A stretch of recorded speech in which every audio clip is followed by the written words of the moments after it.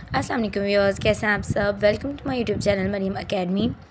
आज हम उर्दू के चैप्टर 7 का चैप्टर नंबर 1 जो कि है हाम्द, उसकी तशरीह मुकम्मल हल करेंगे। तो सबसे पहले आप देख सकते हैं ये हमारे शेर हैं, तो इसकी तशरीह आइए हम सॉल्व करते हैं। मैंने पिक्चर्स अपलोड की हैं, आप इनको देखें अच्छे से और अपना सारा जो है वो नोट डाउन करें, अच्छे से प्रिपेयर करें। अगर कुछ समझ नहीं आ रहा तो आप बिला झिझक मुझसे पूछ सकते हैं। मैंने अपना व्हाट्सएप नंबर जो है वो डिस्क्रिप्शन में दे दिया है, और उसके अलावा इसकी जो बाकी मुकम्मल मश्क है उसका लिंक भी मैंने डिस्क्रिप्शन बॉक्स में दे दिया है, तो आप वहाँ से देख सकते हैं।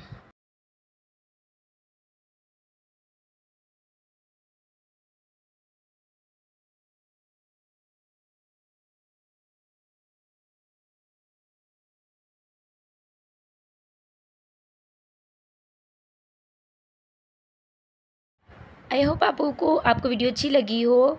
टेक केयर, अल्लाह हाफिज़।